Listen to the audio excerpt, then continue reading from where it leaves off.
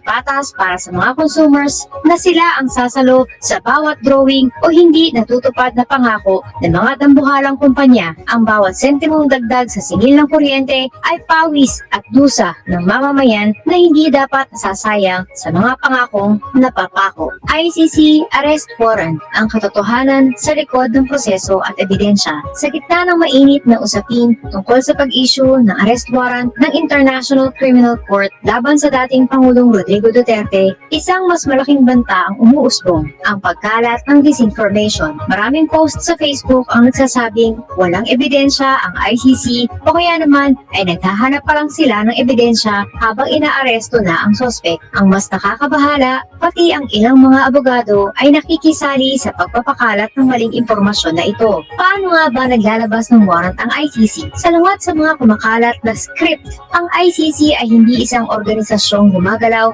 base sa emosyon o politika. Mayroong sinusunod na mahigpit na legal threshold ang mga hukom bago sila pumirma ng arrest warrant. Hindi magsisimula ang formal na investigasyon kung walang basihan. Noong 2018 pa nagsimula ang pagsusuri sa mga dokumento at testimonya. Upang makapaglabas ng warrant, kailangan makumbinsi ang mga pre-trial chamber judges na mayroong reasonable grounds to believe na ang nasabing tao ay nakagawa ng krimen na saklaw ng jurisdiksyon ng ICC. Bagamat ang warrant ay hindi pa katumbas ng hatol na guilty, nangangahulugan ito na may sapat at mabigat na ebidensyang nakalap ang taga-usig para umusad ang kaso. Bakit may mga bulag sa katotohanan? Nakakadismaya na may mga taong may legal na background, mga taong inaasahan nating magpapaliwanag ng batas, ang mismong nagbabaluktot nito. Ayon sa mga eksperto, ang ganitong gawi ay maaaring bunga ng selective loyalty. Mas pinapahalagahan ang pagprotekta sa isang apelyido kaysa sa integridad ng profesyon. O kaya ay emotional defense. Mas madaling magalit kaysa tanggapin ang posibilidad na ang isang iniidolo ay maaaring managot sa batas. Hindi ito usapin ng pagiging pro o anti. Ito ay usapin ng katotohanan at integridad. Ang disinformation ay hindi lang galing sa mga trolls. Nakakatakot kapag ito ay nanggagaling na rin sa mga taong dapat ay boses ng linaw. Bilang mga mamamayan, tungkulin nating mag-fact check. Huwag basta maniwala sa post sa wall ng kung sino-sino, abogado man sila o hindi. Unawain ang kasaysayan. Ang investigasyong ito ay hindi biglaan. Ito ay bunga ng 7 taong pangangalap ng datos at testimonya ng mga biktima. Huwag magpaloko. Ang katotohanan ay hindi nababago ng loyalty at lalong hindi ito nabubura ng galit. Ang pag-unawa sa buong larawan ay nangangailangan ng bukas na isip. Sa huli, ang due process ay nandyan para sa lahat pero hindi ito dapat gamitin palakibutas para takasan ang pananagutan. Ang ICC ay isang institusyong legal, hindi ito Facebook. Ang paghukom sa 2026, Sara Duterte haharap sa bagong impeachment at kriminal na kaso. Sa pagpasok ng taong 2026, lalong umiinit ang usaping politikal sa bansa. Ang pangunahing sentro ng atensyon, walang iba kundi si Vice President Sara Duterte. Matapos ang procedural reset noong nakaraang taon, nakatakda na ang muling paggulong ng usaping impeachment at mga seryosong kasong kriminal laban sa kanya. Narito ang detalye kung bakit kritikal ang taong ito para sa pangalawang Pangulo. Una sa lahat, markahan ang petsang ika-6 ng Pebrero 2026. Bakit? Dahil sa araw na ito, tapos na ang tinatawag na 1-year ban o ang isang taong proteksyon laban sa impeachment. Ayon sa dating Justice Antonio Carpio, hindi nawala ang mga ebidensya noong 2025, sadyang hindi lang tumugma sa tamang timing. Ngayong 2026, wala na ang legal na harang na ito. Ang Kongreso ay obligado ng aksyonan ang anumang bagong reklamo na ihahain laban sa kanya. Hindi lang ito basta-bastang reklamo. Ang makasalang ay ang tinatawag na totality of conduct.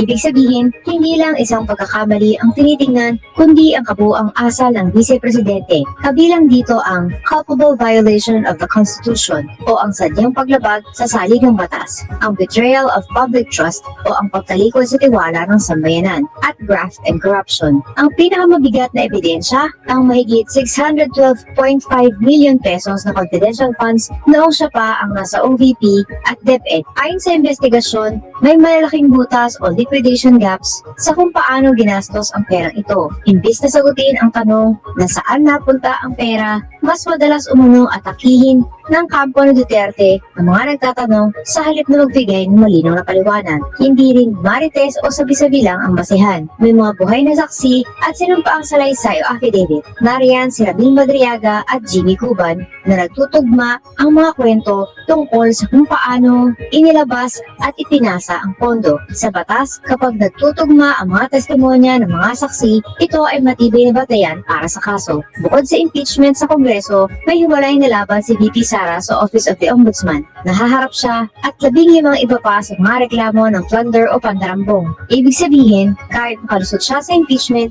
kailangan pa rin niyang harapin ang mga kasong kriminal na maaaring maghantong sa kanya sa kulungan. Ang pagiging halal na opisyal ay hindi lisensya para umiwas sa pananagutan. Ayon sa mga eksperto, ang pananahimik sa harap ng mga facts ay may sariling bigat sa batas. Ang tanong ng bayan na anong nangyari sa confidential funds ay hindi isang slogan kundi isang karapatan sa ilalim ng ating konstitusyon. Sa taong 2026, hindi lang ang pangalawang pangulo ang susukatin ng kasaysayan. Susukatin din ito kung gaano katatag ang ating sistema ng hustisya sa pagpapanagot sa mga makapangyarihan. Dagat o dignidad, ang totoong halaga ng pagtindig sa West Philippine Sea. Sa gitna ng mga mainit na diskurso sa Senado, naging usap-usapan ang naging pahayag ni Senador Robin Padilla na tila wala raw mapapala ang Pilipinas sa pagtindig sa ating karapatan sa West Philippine Sea. Ngayong araw, hihimayin natin ano nga ba ang totoong nakataya sa usapin ito. Ito ba ay politika lang o ito ay usapin ng sikmura? Magsimula tayo sa realidad. Kapag naririnig natin ang katagang sovereignty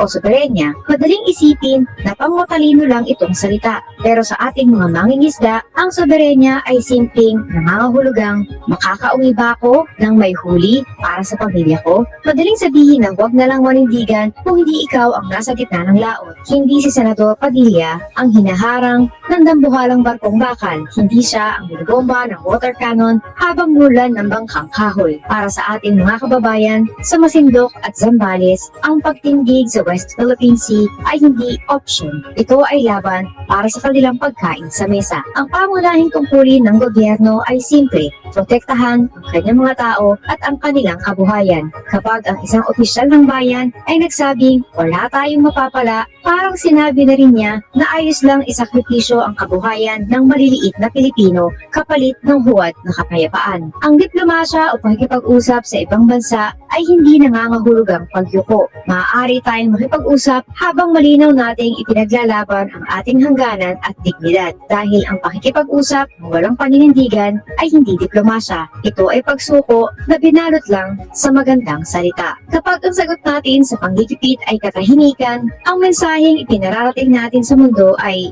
ayos lang na abusuhin niyo kami. Ang normalisasyon ng pang-aabuso ay nagsisimula sa mga pahayag na nagpapahina sa ating karapatan bilang isang bansa. Hindi lang ito tungkol sa mga mapa o gumit sa dagat. Ito ay tungkol sa mga batang nagugutom dahil ang kanilang mga ama ay hindi na makapangisda sa sarili nating dagat.